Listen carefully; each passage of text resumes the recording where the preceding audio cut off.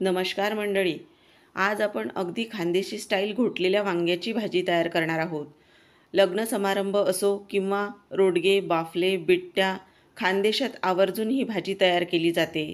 आज आपण अगदी तशाच चवीची भाजी इथे तयार करणार आहोत.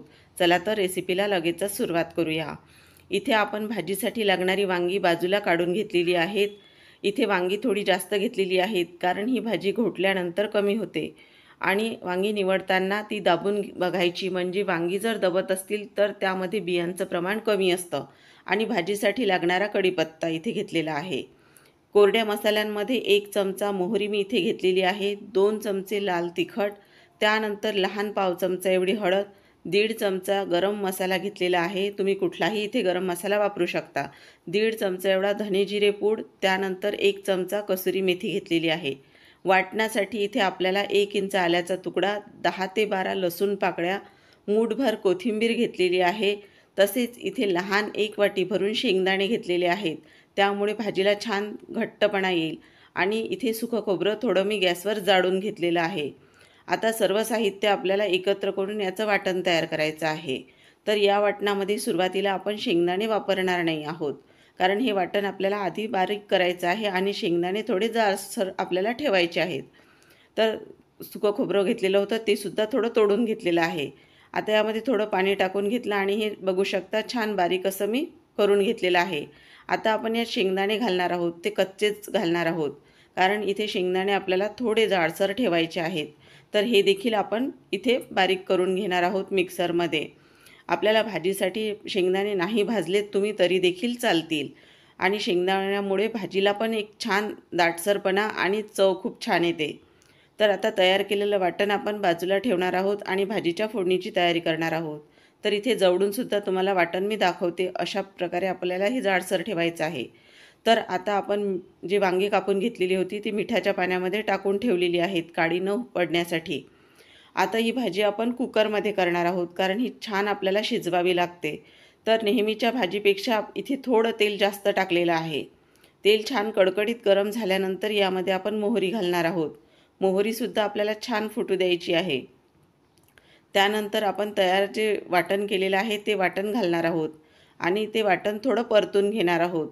आता इथे आपण लसूण आणि जे शेंगदाणे कच्चे वापरलेले आहेत त्याचा कचवटपणा निघून जायला पाहिजे आणि भाजीला चव खूप छान येते वाटण चांगलं जर परतलं गेलं असेल तर.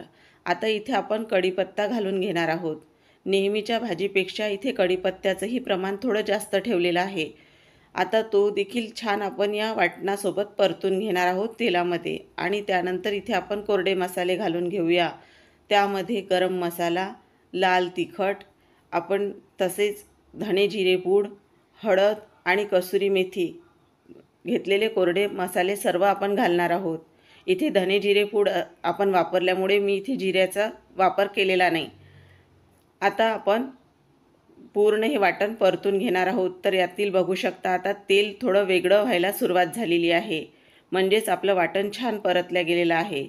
आता आपण यामध्ये पाणी घालून घेणार आहोत. बऱ्याचदा आपण अशा प्रकारे वाटण तयार झाल्यानंतर त्यामध्ये भाजी घालतो आणि नंतर पाणी घालतो. तर इथे आपल्याला भाजी ही दाटसर करायची आहे, त्यामुळे पाण्याचा अंदाज येत नाही. तर आपल्याला अशा प्रकारे सुरुवातीलाच पाणी यामध्ये घालायचं आहे, त्यामुळे भाजीचा एक अंदाज आपल्याला पाण्याचा येतो. आता यामध्ये आपण मीठ घालणार आहोत चवीप्रमाणे आणि त्यानंतर आपल्याला जी वांगी कापून घेतलेली होती ती घालायची आहेत. इथे मी चमच्याला आणि थोडे प्लेटीला वाटण लागलेलं होतं तर ते धुवून त्यामध्ये पाणी टाकलेलं आहे. आता ही वांगीसुद्धा मी यामध्ये घालून घेतलेली आहेत आणि पूर्ण आपण जे वाटण तयार केलेलं होतं ते पूर्ण या वांग्यांमध्ये आपल्याला लावून घ्यायचं आहे. तर बघू शकता आपण पाणी टाकल्यामुळे पूर्ण तयार केलेला जो मसाला होता तो पूर्ण आपल्या वांग्यांना लागलेला आहे. आता आपण झाकण बंद करून घेऊया आणि 2 शिट्ट्या काढून घेऊया. त्यानंतरच कुकर आपण उघडून पाहणार आहोत. तर आता 2 शिट्ट्या तर झालेल्या आहे आणि कुकर देखील गार झालेला आहे. तर आपण भाजीसुद्धा बघू शकता.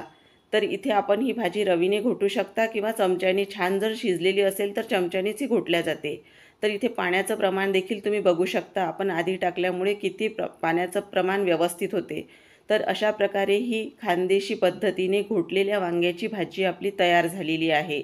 तुम्ही बिट्ट्या असो, बाफले असो किंवा रोडगेही असले तरी रोडग्यांसोबतही खानदेशात हीच भाजी खाल्ली जाते. तर मंडळी, तुम्हाला ही खानदेशी स्टाईल घोटलेल्या वांग्याची भाजी कशी वाटली मला कमेंट करून नक्की कळवा. आणि अजूनपर्यंत माझ्या चॅनलला तुम्ही सबस्क्राईब केलं नसेल तर नक्की सबस्क्राईब करा. व्हिडिओ आवडल्यास व्हिडिओला जास्तीत जास्त लाईक व शेअर करा. पुन्हा आपण अशाच उपयुक्त रेसिपीसोबत भेटूया. तोपर्यंत धन्यवाद.